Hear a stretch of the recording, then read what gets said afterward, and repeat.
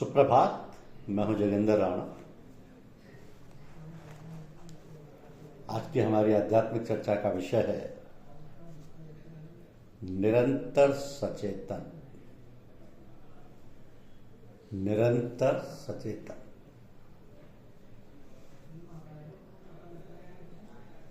देखिए, आध्यात्मिक प्रगति का यह कोई प्रमाण नहीं है कि तुमने ध्यान में कितने घंटे बिताए। वास्तव में तुम्हारी प्रगति का प्रमाण ये है कि अब तुम्हें ध्यान करने का कोई प्रयास ही नहीं करना पड़ता। एक समय ऐसा आता है जब तुम्हें ध्यान बंद करने का प्रयास करना पड़ता है। उस समय तुम्हारे लिए भगवान का चिंतन बंद करना कठिन हो जाता है। साधारण चेतना के स्तर पर नीचे उतर आना कठिन हो जाता है। जब भगवान में चित्त एकाग्रित कर देना तुम्हारे जीवन की आवश्यकता बन जाती है, जब उसे किए बिना तुम रह ही नहीं सकते, जब ये एकाग्रता सुबह से शाम तक स्वाभाविक रूप से बनी रहती है, चाहे तुम कोई भी कार्य करने में संलग्न क्यों ना रहो, तब ये कहा जा सकता है कि तुमने वास्तव में प्रगति कर ली है। तो चाहे तुम ध्यान के लिए आसन लगाकर बैठ जाओ या इधर उधर घूमो फिरो और नाना प्रकार की चीजों तथा कार्य में लगे रहो, तुमसे बस इसी बात की अपेक्षा की जाती है कि तुम चेतना बनाए रखो, अर्थात भगवान के विषय में निरंतर सचेतन बने रहो। एक समय था जबकि संत महात्मा जनसाधारण की पहुंच से दूर घने जंगलों में निवास करते थे। तो परमार्थ के जिज्ञासु अपना सांसारिक जीवन त्याग कर गुरु की खोज में निकलते। गुरु मिलने पर वह उसे अपनी सेवा से प्रसन्न करते, शारीरिक श्रम करते, कंदमूल फल का भोजन करते और कठोर तपस्या करते। तो उनकी कठिन परीक्षा ली जाती, जिनमें सफल उतरने पर ही वे आध्यात्मिक ज्ञान सीखने के अधिकारी बनते। समय का चक्र आगे बढ़ा, समाज भौतिक उन्नति की ओर अग्रसर हुआ और आध्यात्मिक अवनति का दौर आरंभ हुआ। जीवन जटिल हो गया और मनुष्यों की व्यस्तता बढ़ती गई। लोगों के दिल दिमाग सांसारिकता से रंग गए और आध्यात्म में रुझान कम हो गया। फलस्वरूप संत महात्माओं की साधना पद्धति बदलनी पड़ी। संत महात्माओं को साधना पद्धति बदलनी पड़ी।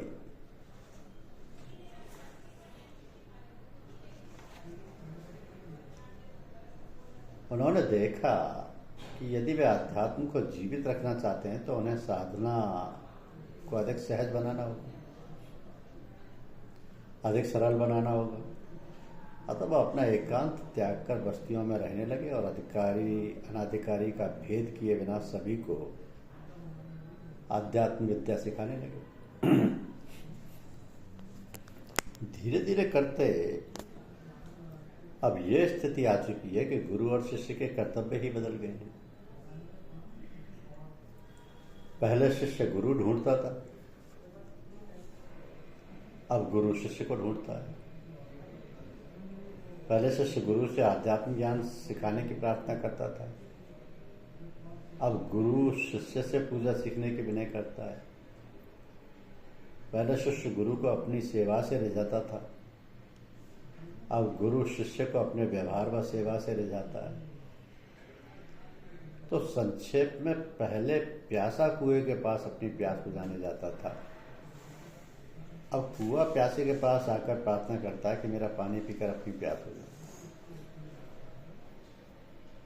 कितना सौभाग्य की बात है कि हमें एक ऐसे ही परम संत का सानिध्य प्राप्त है जो परिश्रम से अर्जित अपनी आध्यात्मिक संपदा दोनों हाथों लुटा रहे हैं, जो हमसे सेवा लेने के बदले हमारी सेवा के लिए तन मन धन से तत्पर है, जो सर्दी गर्मी भूख प्यास सुविधा असुविधा का ख्याल ना करके सबके घर जा जाकर उनके हृदय में ईश्वर प्रेम के बीज बो रहे हैं।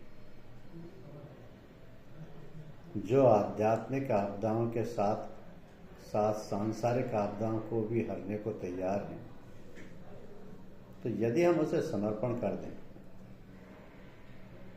वो सोते हुए को जगाता हुआ, ऊँघते हुए को चेताता हुआ, गिरे हुए को उठाता हुआ, और रुके हुए को आगे बढ़ाता हुआ और धीमे हुए को तेज करता हुआ सभी को अपने साथ आध्यात्म पथ पर अपने साथ खींचे ले जा रहे हैं।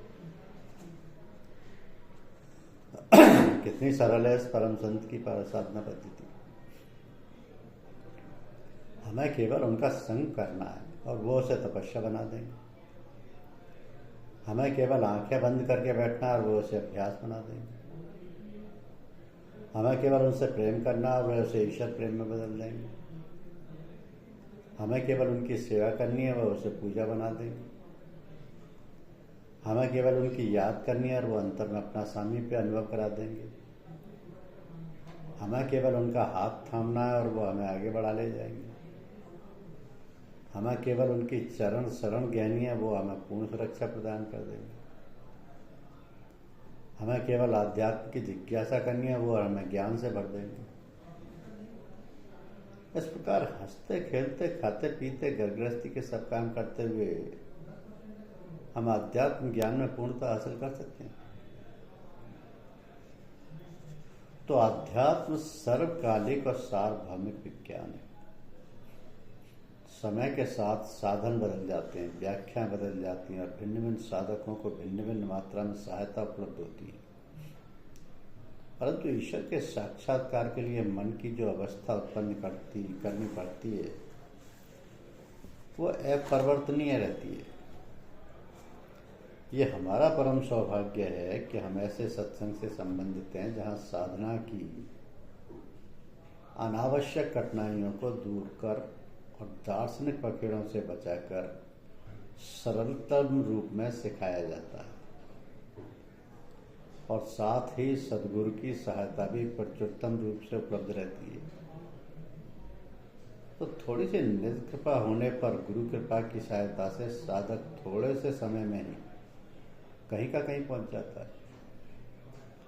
यहाँ साधक निज कृपा द्वारा अपने को गुरु कृपा धारण करने योग्य बनाता है और गुरु कृपा को अपनी उन्नति करने में सहायता करता है। तो साधक चाहे समीप हो या दूर, यदि उसके हृदय में आध्यात्म की प्यास है और वो सद्गुरु से प्रेम करता है, तो गुरु कृपा देश काल के बंधनों को काटती हुई उसके पास पहुंचती रहती है। ऐसे साधकों के पास यद्यपि कृपाधार हर समय पहुंचती रहती है, कुछ मौकों पर उसके प्रभाव में बहुत तेजी भी आ जाती है। जो सदा जागरूक रहते हैं, जो कर्मरत रहते हुए भी अभ्यास में लीन रहते हैं, जो वे क्षण भर कृपाधार के प्रभाव को महसूस करते हैं और उससे लाभ उठाते रहते हैं। परंतु ये खेद की बात है कि हमारे सद्गुरु से प्रेम की अटूट डोर नहीं बंधी रहती। प्रतिकूल परिस्थितियां हमारे विश्वास को छिन्न भिन्न कर जाती हैं। मनोनुकूल प्रगति न भाषित होने से हमारी लगन कम हो जाती है और अनावश्यक जिम्मेदारियों में अपने को फंसाने के कारण हम नियमित सत्संग नहीं कर पाते। ये सब हमारी कमियां हैं, जिनके कारण हम गुरु कृपा की अनवरत होती वर्षा से लाभान्वित होने से रह जाते हैं। तो इन कमियों को दूर करने का दृढ़ संकल्प तो हमको करना चाहिए। जब हम कोई बात जानना चाहते हैं या सीखना चाहते हैं, तो जो जानने वाला है, जो सिखाने वाला है, उसके पास जाते हैं। उसके पास जाकर बड़े अदब के साथ उससे आरजू करते हैं, मिन्नत करते हैं, कोशिश करते हैं कि वो किसी प्रकार खुश हो जाए और हमको सिखा दे। यदि हम मोटर चलाना सीखना चाहते हैं, तो जो मोटर चलाने में एक्सपर्ट होता है, साथ ही दूसरों को सिखाने में दिलचस्पी रखता है, हम उसके पास जाते हैं और उससे सीखने के संबंध में बात करते हैं। तो वो अपनी शर्तें रखता है कि तुमको ये काम करना पड़ेगा, इतना पैसा खर्च करना पड़ेगा, इस समय पर आना पड़ेगा। जब सीखने वाला उसकी सारी शर्तों को मान लेता है, तब वो सिखाना शुरू करता है। यहाँ ये बात ध्यान रखने योग्य है कि जब सीखने का इच्छुक व्यक्ति सिखाने वाले की सारी शर्तों को मान लेता है, तब उसका मतलब ये होता है कि इतना अदब, इतनी रहनी सहनी की बातें जितनी की सिखाने वालों ने रखी थी, वह सब सीखने वाले ने मान ली। मतलब ये हुआ कि सीखने वाले के अंदर तब्दीली आनी शुरू हो गई। तो जितनी देर तक सीखने वाला सिखाने वाले के पास रहा तब तक वो और बातों से भरी रहा, कम से कम उतनी देर के लिए वातावरण बदल गया। अब जैसी जैसी दिलचस्पी सीखने वाला लेता जाएगा, सिखाने वाला भी खुश होकर उतनी दिलचस्पी और अच्छाई के साथ सिखाएगा। अब आप गौर फरमाएं कि हम आध्यात्म विद्या सीखना चाहते हैं और लोग कहते हैं कि पहले अपना इखलाक यानी व्यवहार और रहन सहन ठीक करो, तब सीख पाओगे। और भाई इखलाक और रहन सहन तो उसी वक्त से ठीक होने लगेगा, बदलने लगेगा जिस वक्त हम किसी महात्मा, योगी, सूफी या किसी बड़े अच्छे साधक के पास जाकर अपने परमार्थ की चाह जाहिर करेंगे। तो महात्मा भी कहेंगे कि इस समय आओ, इतनी देर बैठो, इतने बजे सोकर उठो और इतने बजे सो इत्यादि। जब हमारे अंदर इच्छा है, जिज्ञासा है, तो इखलाक और रहन सहन अपने आप बदलने लगते हैं। बात यह है कि जब वैद्य दवा देता है तो परहेज भी बतलाता है। आप दवा खाते हैं और फ़ायदा ज़रूर होता है, मगर आपने परहेज नहीं किया तो दवा से जितना फ़ायदा होना चाहिए वो नहीं होता है। तो यदि परहेज करते तो विशेष लाभ होता है। यही बात है पूजा पाठ योग अध्यात्म में कि जितना ज़्यादा आप नियम और कायदों का पालन करेंगे, आपके मन की गतिविधि समझती जाएगी, आपके इखलाक और रहन सहन में तब्दीली आती जाएगी। तो ये तो सत्संग का असर ही ऐसा होता है कि आप कुछ ना करें, केवल सत्संग में बैठ जाएं तो उसके प्रभाव और असर के सारी तब्दीली आने लगी। तो पूजा पाठ अभ्यास और साधना करने की पहचान यही है कि हमारे अंदर तब्दीली आनी चाहिए। हमारे अंदर जो गलत चीज़ें हैं, खराब आदतें हैं, बदइखलाकियाँ हैं, उनमें कमी आनी चाहिए और आती है। अब बहुत से लोग कहते हैं कि जब हम अपने को इस काबिल बना लेंगे कि हमारी आदतें रहन सहन ठीक हो जाए तो हम साधना और अभ्यास सीखेंगे। बात ये भी ठीक है, मगर ना नौ मन तेल होगा, ना राधा नाचेगी, ना हम अपने आप को सुधार पाएंगे और ना अभ्यास व साधना कर पाएंगे। वैसे बात ये भी सही है कि यदि हम अपने आप को यम नियम और कायदे में डाल दें तो साधना और अभ्यास द्वारा आध्यात्म पथ पर बड़ी जल्दी तरक्की कर सकते हैं। मगर ये रास्ता कठिन है और कम लोग चल पाते हैं इस ज़माने में। इसलिए सर्वसाधारण के लिए एक सरल नुस्खा है कि किसी संत महात्मा की सोबत में बैठने लगो। उनके अंतर में जो स्वाभाविक अमृतधार का प्रभाव होता है, तवज्जो निकलती है, उसके प्रभाव से हमारे अंदर स्वभावतः परिवर्तन आने लगेगा।